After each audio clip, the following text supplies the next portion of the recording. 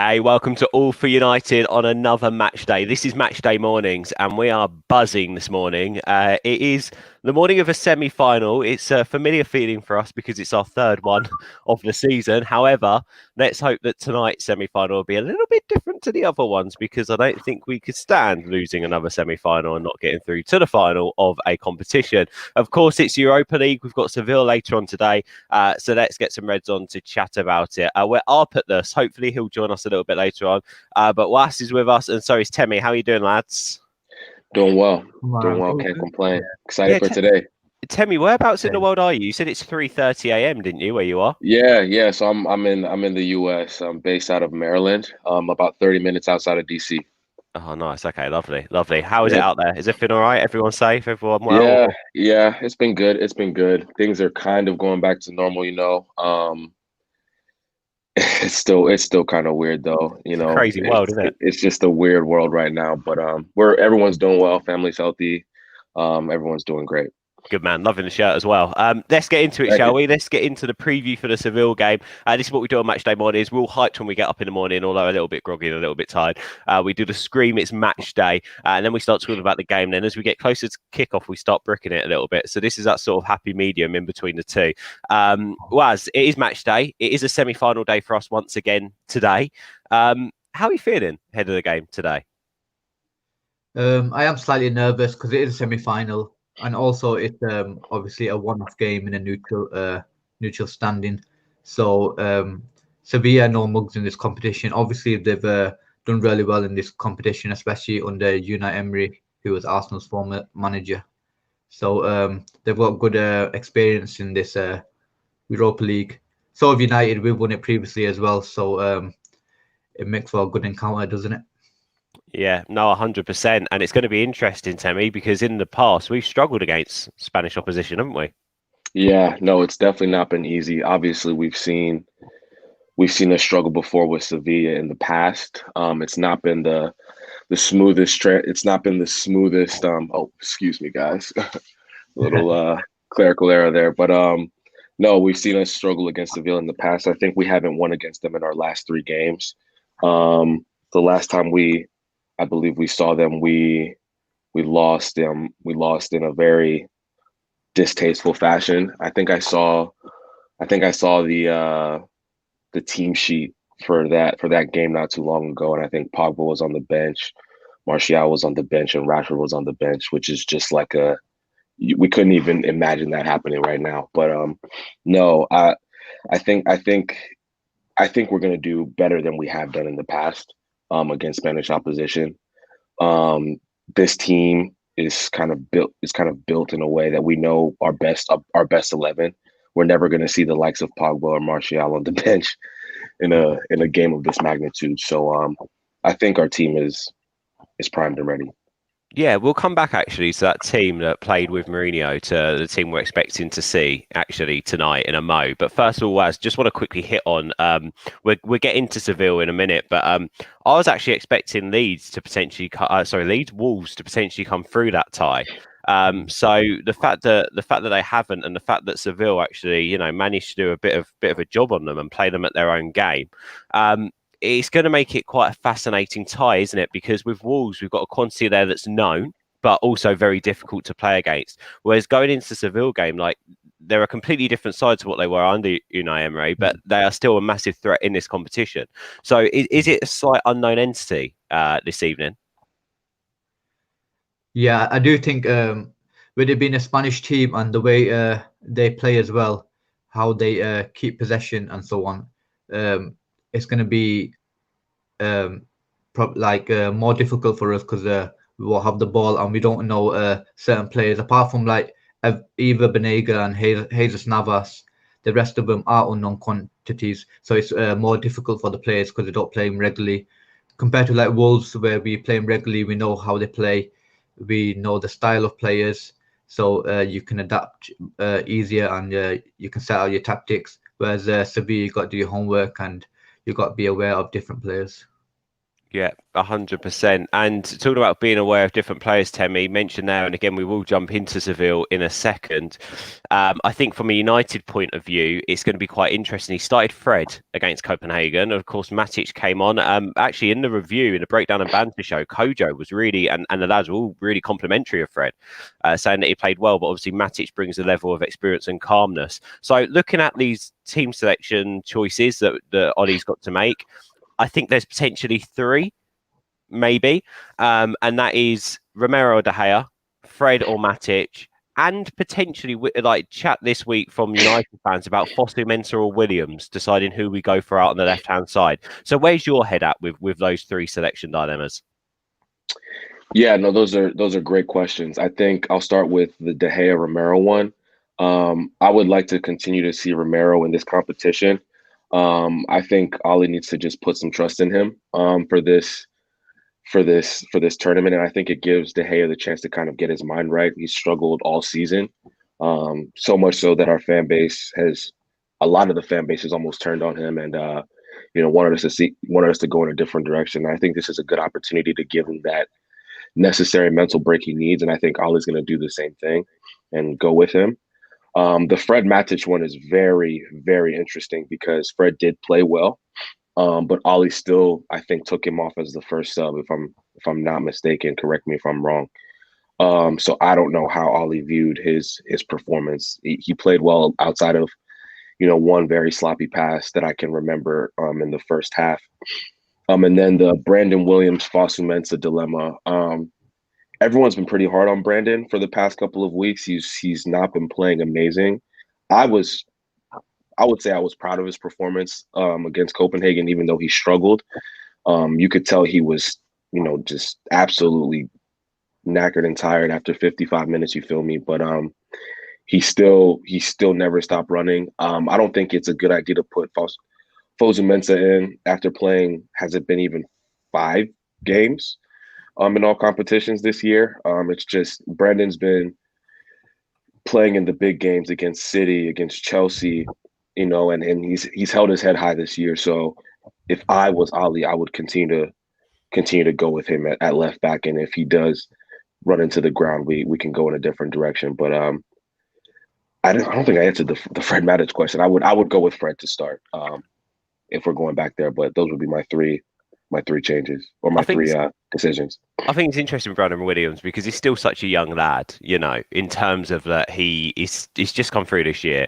He hasn't played at this stage of a European competition yet. He hasn't played big games of football like this ever. So what an amazing learning curve for him putting him on shores out. So I think the consistency of keeping him there is quite important. Well, it's just the same question for you on the selection dilemmas, mate. It'd be good to hear your thoughts on it. Romero, De Gea, what have your thoughts been actually on Williams this season and Fosu Mensah sort of re-emerging as an option under Ollie, and what about Fred or Matic? Is it just as simple as Fred moves the ball a little bit quicker than Matic, or is Matic's experience at this stage of a European competition freaking crucial? Yeah, with the keeper situation, I think Romero will hold his place. I'm sure Romero's been playing in all the Europa League games. I think Ollie will let Romero keep his place. Regarding the left back position, I'd play Williams there for sure. Because Fosu Mensah, he is predominantly a right back, even like a centre defensive midfielder. Left back really not his position, and I don't think Fosu Mensah is the required standard at Manchester United. To be honest, I don't think he's going to get much more games. I think he might be off in the summer as well. However, with Diego Dalot, we don't know if Fosu Mensah might stay. Regarding Fred and Matic, I think Ollie will go with the experience of Matic. I think Matic has been there in big games, in both in Europe and like in just domestic competitions. So I think he'll use Matic's experience, which will be required, especially for the younger lads that would rely on his experience. And I think one interesting point is Bayer Lindelof. There's been a lot of debate on that one as well. With Lindelof, with Lindelof, he's very composed. Obviously, Bayer is a very good defender as well, but he has slight rush tendencies. With Lindelof, if Sevilla do press us, I think Lindelof is more press resistant, so he can beat the press with his passing. and he's got a better passing range than Eric Bailly. Yeah, no, 100%. And actually, it's interesting that you hit on the Bailey Lindelof saga, so to speak, or so to speak, dilemma. So there's potentially 4 there. Guys, get in the comments. Let us know what you think. Who would you go with today? What's your starting 11? We're going to get to ours in about 10 minutes' time. So what would your starting 11 be? Answer that question. Who would go in goal? Who would you play left back? Who would you play midfield? And potentially who's going to partner Harry Maguire today? I thought Lindelof actually came on and was really composed against Copenhagen. And I actually think one of my favourite parts of that match was when Williams was going for a phase of the game where he kept getting skinned, and Lindelof lost his shit, like literally completely lost it with him. And I think that's the type of experience and so to speak, the hardness from a centre back that you need if you're a young Brandon Williams. So I do like Lindelof, and he has grown on me this season. Simon, let's not all laugh at City yet. We're not through to the final yet. We can't go there. Not yet. I refuse to. But I promise, all going well this evening and we do a live match review, we will do a 5-minute segment on that match review show of us laughing at City. I promise. But we've got to win tonight for that to happen. Hello to Paul said, Manchester will always be red. Come on, Man United. We need to start well tonight. Max says calmness. Calmness is needed. You are completely spot on. Patrick has said Matic is very slow but very experienced. Yet the lad to hit on that. Hello to Irish FPL, who says it's hard not to like Bailey, but ultimately he is a chaotic defender. Yeah, and you do wonder in games like today where Seville might have quite a bit of possession, Bailey ends up daydreaming 100 times, like 99 times out of 100 in games like this. So I don't think today's the day that we need a no-nonsense centre back. Today is a day that we need a bit of experience and someone who's willing to smash the ball into Rose Ed and stay on his feet. So maybe today is the day for Lindelof. And hello to Malvern, who says Seville specialise in crossing. Would prefer Bailey in defence and Lindelof because the threat. Again, yeah, you know, that's another good argument. We're going to get on to behind enemy lines and look at Seville in just a second. But yeah, we'll probably hit on that. And is that where Bailey trumps Lindelof? Who knows? We'll have to wait and see. But what I will say is, against Copenhagen, I thought Harry Maguire in the air was colossal, like absolutely incredible. He got his head on everything, and his passing range was superb as well. So, yeah, it'd be interesting to see whether Seville play narrow like how Copenhagen did, or if they do play a little bit wider, because those passes on for Maguire is what made the game for me, to be honest, earlier on in the week. Before we go on to Seville, Raz, we'll come back to you, mate, just on a completely different question. Our front three, now they created 26 chances against Copenhagen, something stupid like that. We struggled to find the back of the net. We liked hitting the post in that game. So in terms of our front three finding a bit of form before the final, is it important that we see Rashford maybe pop up with one today that's a bit short of confidence? And we need to get the ball to feet to Anthony Martial, don't we? We need to get him running at those centre-backs. Yeah, the way Sevilla play, they do play with a high line because they try to press the opposition. So they're going to try pressing United, and therefore because they're pressing, they're going to play a high line. And they do use their fullbacks, Reguilon and Jesus Navas. Jesus Navas got 7 assists in the La Liga season of 1920. And that was the most of any defender in the league. So they got fullbacks that push high up. And regarding United perspective, we're going to have to look to hit the ball in those channels. I think Sevilla will dominate possession. Therefore, our wide men are crucial because the spaces are going to be in the wide areas. Therefore, the likes of Rashford and Greenwood will have to expose these areas on the counter-attack. And yeah, with Martial, we don't want to hit bad service into him. We want to get the ball into feet to him. I think that's why we're going to try beat the press to get the ball into his feet, so then he can link up with Rashford and those around him like Greenwood. Not Rashford, sorry. Martial's hold-up play has been really good. So I am confident that he can keep the ball when it's at his feet. Yeah, Temi, as they're just hitting a little bit on how Seville play, and we were just chatting a little bit about Martial getting the ball to feet and running at those centre-backs, but by the sound of what Waz said there, it's actually more important that we get the ball to Greenwood and Rashford, and we look at those overlapping fullbacks with Wan-Bissaka and Williams. There's been question marks over their delivery and getting the ball into the box. So how important is it that Paul Pogba joins the attack this evening and starts getting himself in and around the box? And also Bruno Fernandes, how are we going to get him involved in a game where Seville press, they pack out the midfield? How are we going to get our key men on the ball tonight? No, that's a great question. I think in terms of Paul Pogba, it's a tricky one. He's been dropping so deep over the past few games to kind of receive the ball and make and and make plays from deep.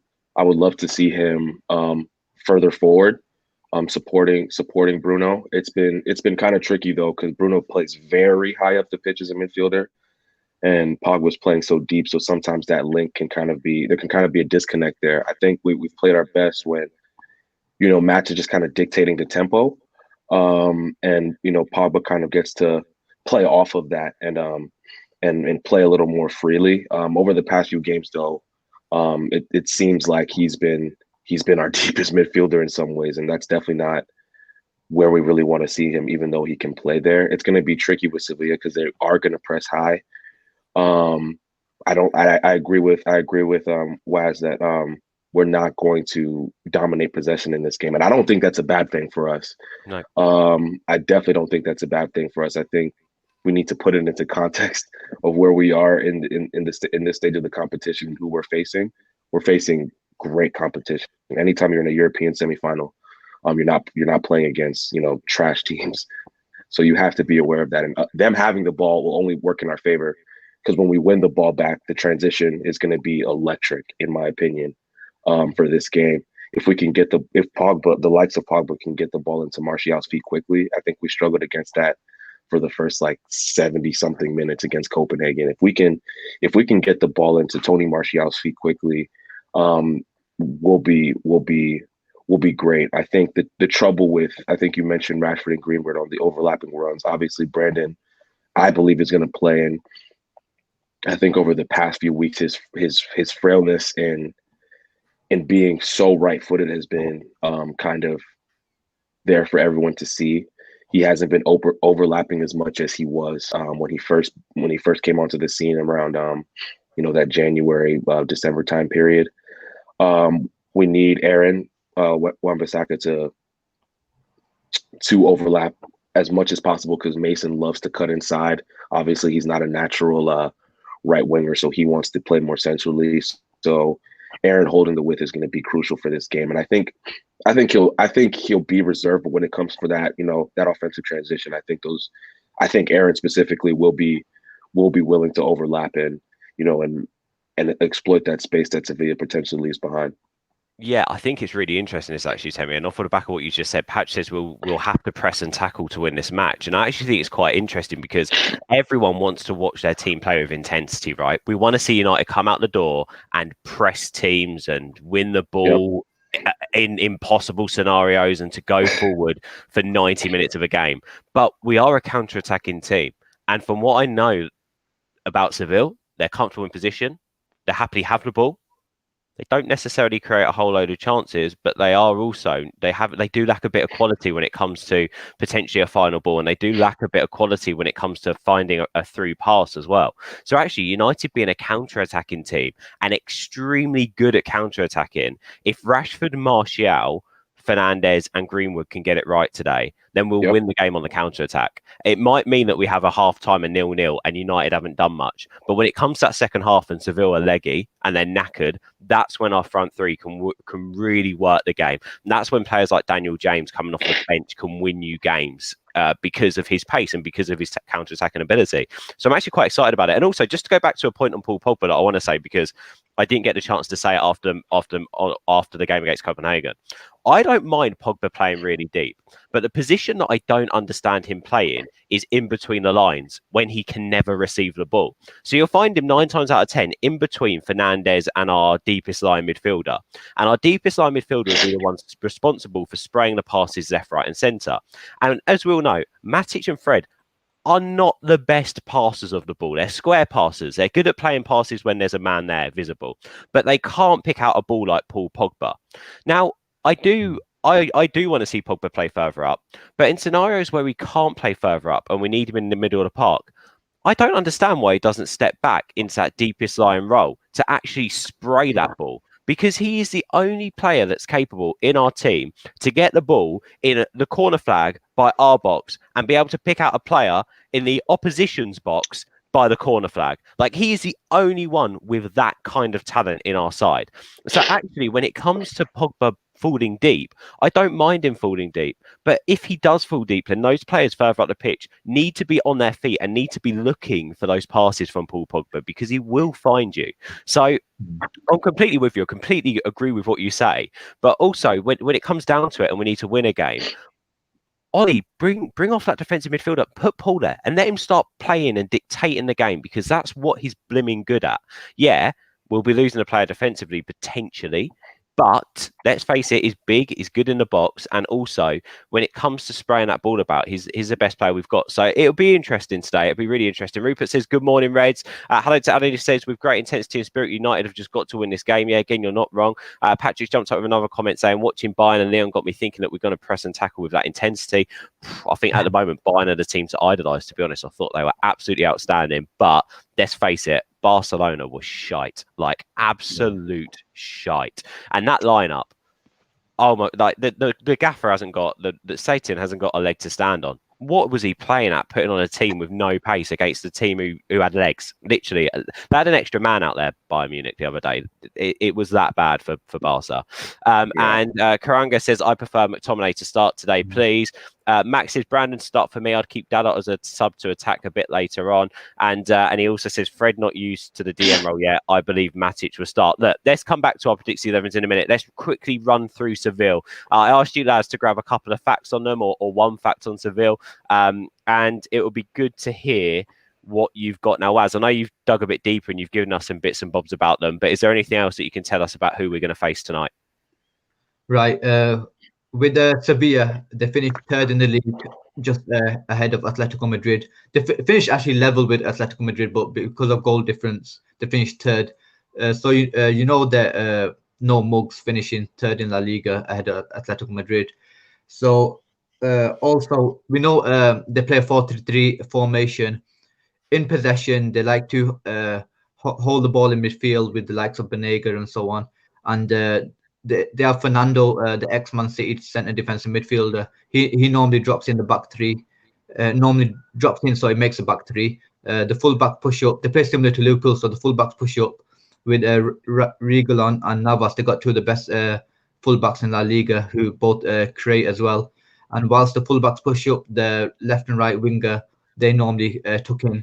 And they've got Ocampos, who's probably their biggest threat. I think he's got 14 goals in La Liga with 3 assists.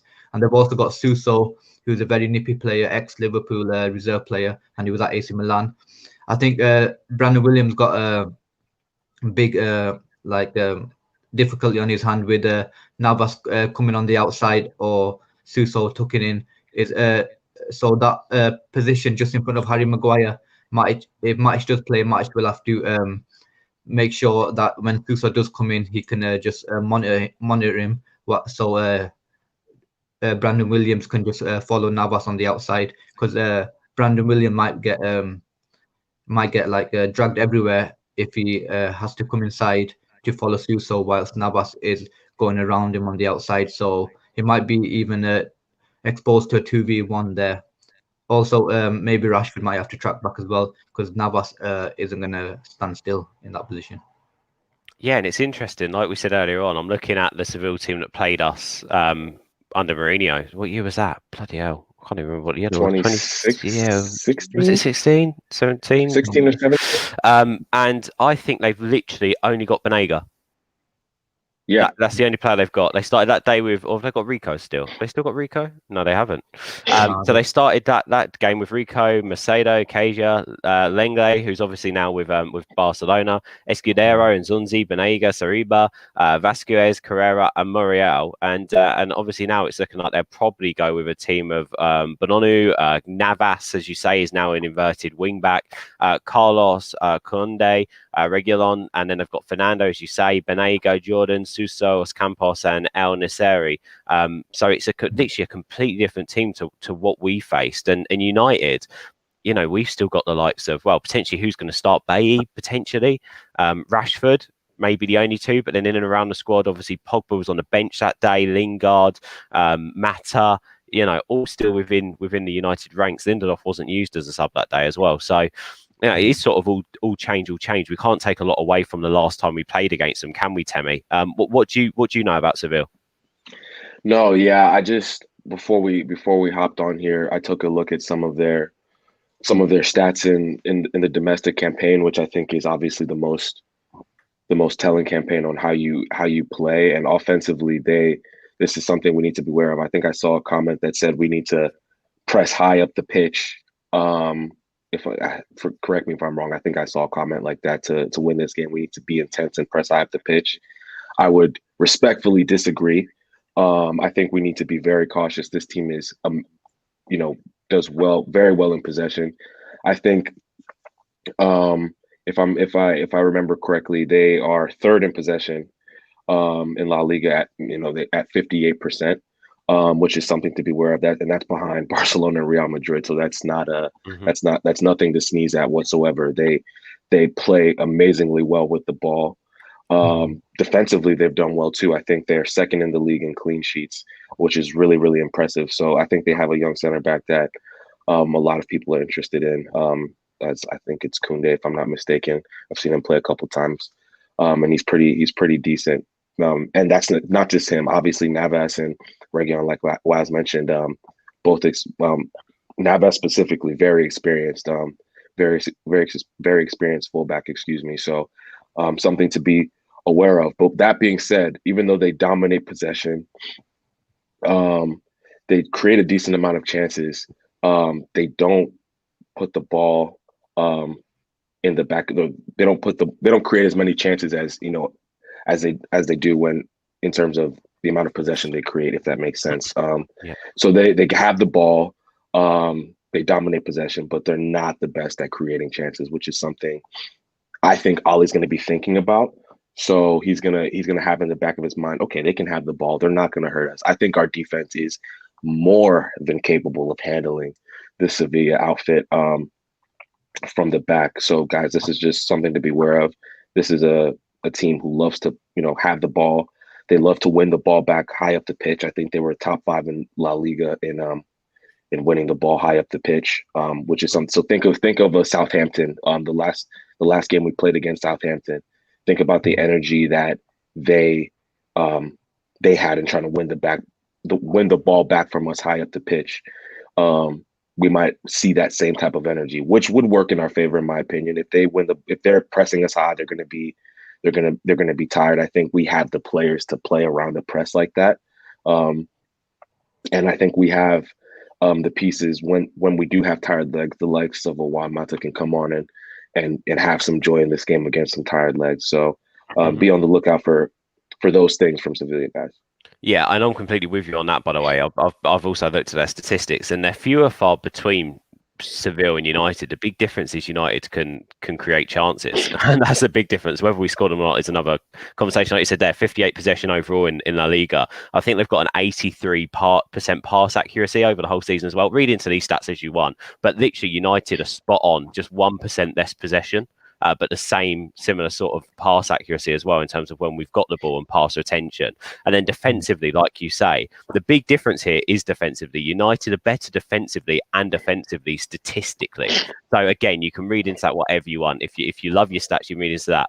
But again, if we go to the strikers, for me, it's interesting because Luc de Jong, out of their 2 front players, has scored more goals this season. I think he scored 6 or 7 again, though. Over a whole season, a return for a striker isn't great. But the guy who's starting tonight has only scored 4 over the whole season. Of course, Oscar Campos, as you mentioned, was by far their most prolific player. He scored 14 goals, 3 assists today. But it's nothing to sort of be extremely worried about when United have a front 3, who have all scored over 40 goals this season, 45 goals this season. That's not even including Bruno Fernandes. So you're expecting United to put it on them tonight. You're expecting United to make chances, and as Temi said there, we should be comfortable defensively against them. It's just about attention to detail, I feel, a little bit tonight. Kieran says Koundé could be got at. He's not as good as people think. Well, give Martial the ball. Let's test him. Let's get at him. Let's test him. Get Greenwood going at him. Let's test these players because we don't know how good they're going to be until we get at them. So we've got to get at them. He also thinks it's going to be an open game. Hello to Adam. He says starting with power and ending with great finishing power. Hopeful for their best dribbles ever. Right, guys, let's just do 5 minutes quickly on the United side of things and let's get some predictions going, shall we? Waz, would you make any changes to that United team that faced Copenhagen for tonight? I'd start with Matic and Lindelof because they're going to press us high up. I think Lindelof is better in terms of beating the press. He can feed balls through the lines where Pogba will be in front of him, and Pogba will be key in terms of our counter attack, in terms of feeding the forward players such as Fernandes, who pick up holes, and Rashford, who'll try running in behind. And yeah, I play Matic just for his experience to cover that left hand side and give more surety for Williams, who's found it a bit tough. Yeah, so that's the only changes I'd make, really. Big up our boys, man, who completely disagrees with you, as you can have that out with him later. He said Fred needs to start tonight, and he'd also have Lindelof. I'll let you two scribble over that a little bit later on. Won't do that live on the show because I know, Wes, you'll make him sit down, so we don't want to do that to him, do we? At this time in the morning, Temi, what about you? Any different changes? Do you agree with Wes? Are you going with us, man? Would you start Fred? I'm so torn on the Fred and Matic decision. It's really a tough one. I think I would go with Fred for the initial legs and energy. He hasn't been playing so much over the past month or so. He hasn't been getting that much game time. Temi, would it be fair to say that whoever plays that role has to more or less man mark Banega for the whole game to keep him quiet? Because we play with two pivots, I haven't seen us man mark men out of a game. Unless it's our fullbacks with AWV over Sterling. I see us obviously, constantly having an eye on him, but I think Ollie's relatively pragmatic, more than people think. We play with two pivots, and I think that Pogba will be in around that area where Banega likes to receive the ball. I think that Fred or Matic will be in and around that area where he wants to receive the ball. So I don't really think it's going to be a man marking type of situation. I think it's he touches the ball and he's going to see bodies around him. But he's good enough to he's a good enough player where he'll probably find a pass. But I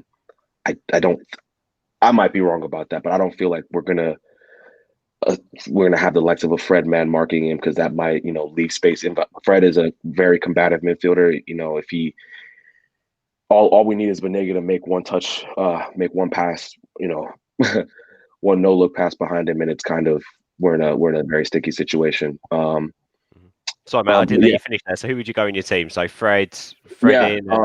So the back four would be the traditional, the healthy back four. So Lindelof, Maguire, Williams, and AWB. I would put Romero in goal, pivot of Fred and Pogba, Bruno at the 10, Greenwood, Rashford, Martial. Interesting, yeah. I think, to be honest, similar. I'm so torn with that midfield too. So torn. Do you go experience? It depends how Ollie's going to set up, though. If we're sitting back, then I'd probably say actually play Matic, because that experience there to keep the team knitted together is probably more crucial than having the legs. Whereas if we're actually going to get stuck into them, I'll probably go Fred, because you need that energy and you need that player to push you forward. So I don't think there's I really don't think there's a wrong choice in this situation. I think both of them have qualities that the other one lacks. So it's gonna just be a how Ollie views how he wants to start the game. I think it'll be indicative. If he starts Fred, we're gonna see that he wants some energy and someone to break up the play, break up Sevilla's possession. If we have Matic in there, it'll give me the idea that he's gonna let them, he won't mind them having spells popping it around for 4 to 5 minutes, and us kind of just soaking that in, and then being explosive the way we have been on the counterattack this whole year, even when we were struggling.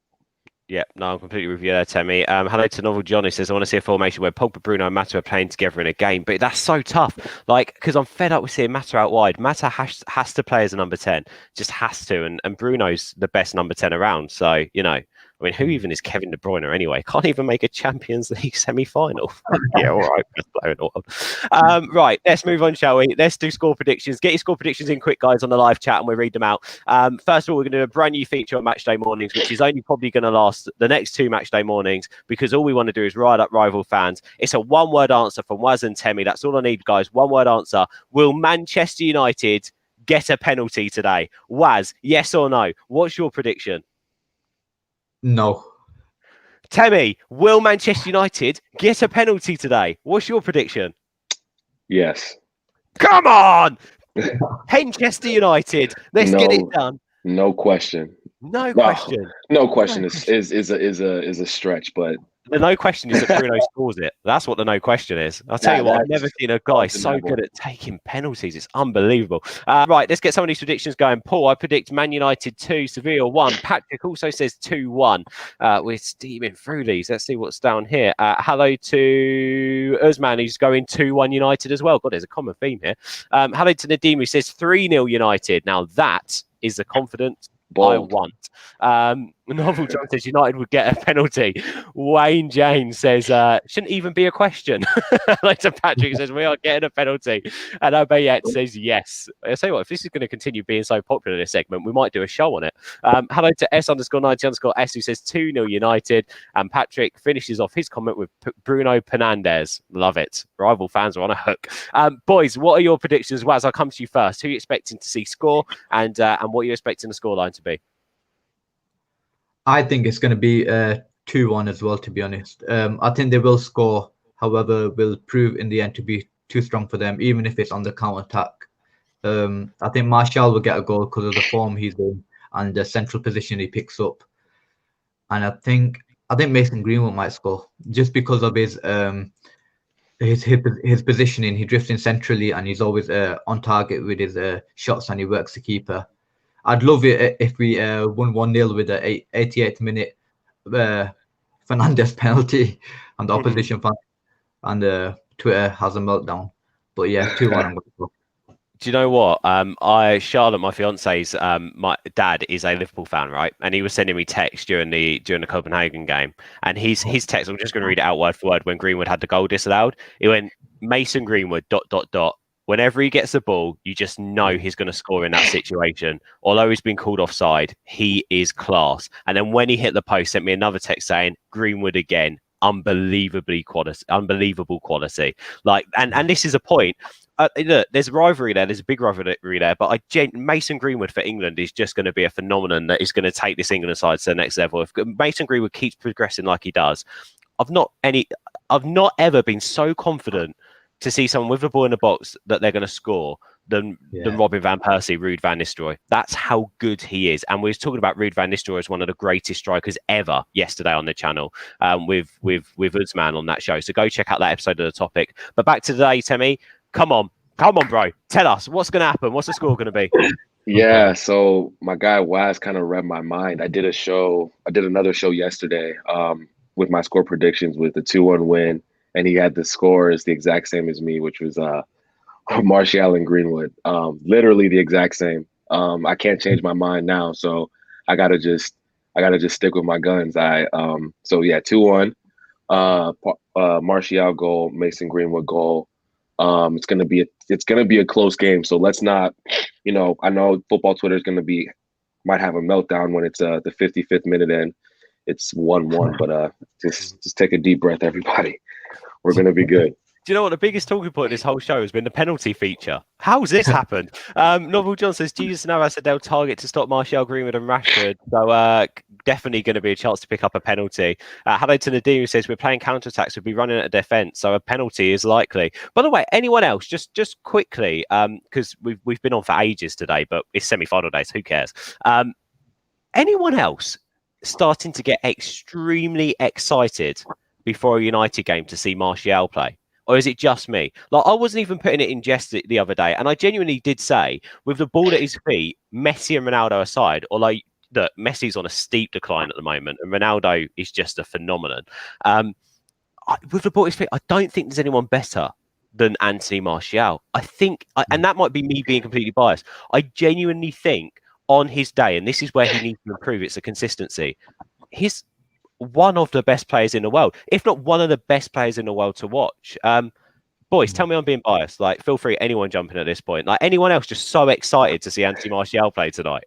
Can't just be me. Yeah, with Anthony Martial, I think he's got 23 goals in all competitions this season. He also was injured for a short spell. He's played on the left wing as well. Bruno only arrived beginning of February. Pogba only arrived after lockdown, sorry, pretty much.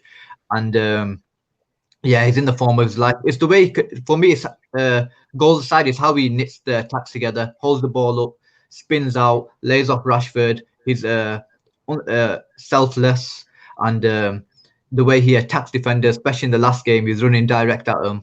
That's a way how we can win a penalty.